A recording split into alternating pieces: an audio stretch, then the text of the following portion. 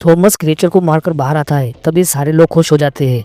तभी एक सायरन बजता है और ये सायरन उसी एलिवेटर का होता है जिससे हर महीने यहाँ पर किसी न किसी को भेजा जाता है। जब वहाँ ये सब पहुँचते हैं तो सब हैरान हो जाते हैं क्योंकि आज पहली बार यहाँ किसी लड़की को भेजा गया है। जब उस लड़की को होश आता है तो उसकी जबान पर एक नाम होता है और ये नाम थॉमस का होता है। इसके साथ एक नोट भी होता है, लिखा होता है अब ये आखिरी है, इसके बाद यहाँ किसी को भी नहीं भेजा जाएगा। थॉमस उस लड़की को नहीं जानता है क्योंकि यहाँ भेजने से पहले उसके अतीत की सारी यादें मिटा दी जाती है, इसलिए यहाँ पर भेजे गए सारे लोगों की कुछ याद नहीं रहता है। थॉमस अब एक बार फिर उस भूल भुलैया में जाना चाहता है क्योंकि रात को जो क्रिएचर दीवार में फंसकर मर गया था वो उसे देखना चाहता था।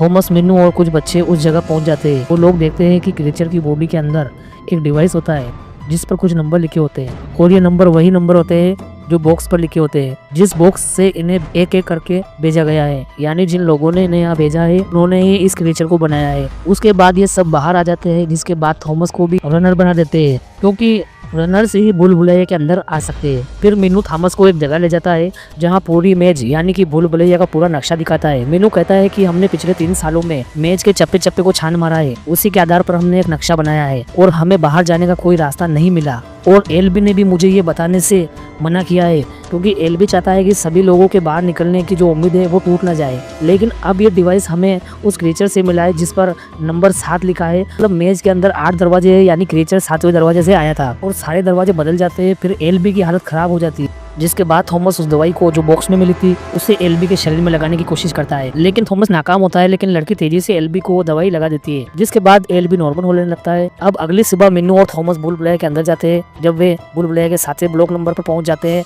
तो उसके पास जो डिवाइस होता है उसमें बीप की आवाज आना शुरू हो जाती है। थॉमस कहता है शायद ये हमें रास्ता बताने की कोशिश कर रहा है और वो इसके हिसाब से आगे बढ़ना शुरू कर देते हैं, लेकिन सामने एक दीवार आ जाती है, यानी कि रास्ता खत्म हो चुका था। तभी उसके पास जो डिवाइस है उसकी लाइट रेड कलर की होती है, वो ग्रीन कलर की हो जाती है और दीवार से एक नया रास्ता खुलता है। ये पहली बार यहाँ तक पहुँचे हैं और ये अंदर जाते हैं तो ये देखते हैं कि एक और रास्ता खुला है।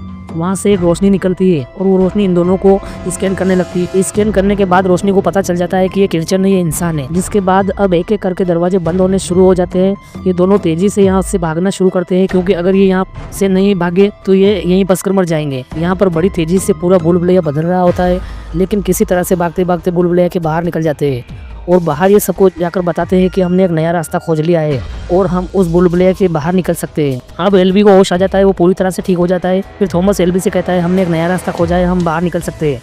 एलबी कहता है कि यहाँ से कोई भी बाहर नहीं निकल सकता है, मुझे सब कुछ याद आ चुका है। जिन लोगों ने हमें यहाँ भेजा है तुम भी उन लोगों में से एक हो। दरअसल क्रिएचर किसी को भी डंक मारता है तो उसे सब कुछ याद आ जाता है। फिर उसके बाद एक बच्चा आता है और वो कहता है कि आज मेज के दरवाजे बंद नहीं हुए और अंधेरा हो चुका है, यानी क्रिएचर यहाँ भी आ सकता है। ये सब बाहर जाते हैं और क्रिएचर इन सभी पर हमला कर देता है। वो इनमें से कईयों को मार देता है और यहाँ तक कि एलवी को भी मार देते हैं। इसी दौरान ही क्रिएचर का एक डंक काट देते हैं जो कि एक सिरिंज होता है। अब थॉमस अपना अतीत जानना चाहता है, वो क्रिएचर के डंक से खुद को घायल कर देता है और उसे अपना अतीत याद आ जाता है। अगली सुबह होती है तो वो एक सेल के अंदर होता है। थॉमस टेरेसा और मिन्नू को बताता है कि ये कोई जेल नहीं है, ये एक तरह का टेस्ट है। वो लोग हम पर साइंस एक्सपेरिमेंट करते थे, जिसके बाद हम सब गायब होना शुरू हो गए। दरअसल उन सबको यहाँ भेज दिया जाता था। मैं और टेरेसा भी उन्हीं लोगों के साथ काम करते थे। मिन्नू पूछता है फिर तुम्हें यहाँ क्यों भेजा है?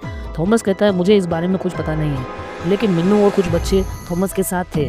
थॉमस, मिन्नू और सारे लोग अब मेज के अंदर जाने लगते हैं क्योंकि वे सभी यहाँ से बाहर निकलना चाहते हैं। जब वे आगे बढ़ते हैं तो वहाँ बहुत सारे क्रिएचर थे, वो उन सभी पर हमला कर देते हैं। ये धीरे धीरे आगे बढ़कर एक दरवाजे तक पहुँच जाते हैं, जिसे खोलने के लिए इन्हें कुछ नंबर डालने होते हैं जो इन्हें नहीं पता था। थॉमस फिर मिन्नू से कहता है कि इस मेज में 8 दरवाजे हैं और ये दरवाजे एक सीक्वेंस में बदलते हैं और वो सीक्वेंस बोलने को कहता है। जब ये सीक्वेंस डालते हैं तो दरवाजा खुल जाता है और सारे क्रिएचर दरवाजों के नीचे दबकर मर जाते हैं और ये एक अंधेरे कमरे में पहुंच जाते हैं, जिसके आगे एक और कमरा होता है जिसमें लाइट चलना शुरू हो जाती है और वहीं एक दरवाजा के ऊपर लिखा होता है एग्जिट। और ये देखकर ये सारे खुश हो जाते हैं। जब ये अंदर जाते हैं तो चारों तरफ लाशें पड़ी होती हैं और ये एक साइंस की लैब में पहुंच जाते हैं जहाँ पर बहुत बड़ी बड़ी मशीनें होती है। इसी के साथ आज की स्टोरी खत्म होती है। वीडियो पसंद आया तो वीडियो को लाइक करें, चैनल को सब्सक्राइब करें। दोस्तों, आपके सपोर्ट और प्यार के बिना हम आगे बढ़ नहीं सकते क्योंकि हम बिना माइक को शूट कर रहे हैं।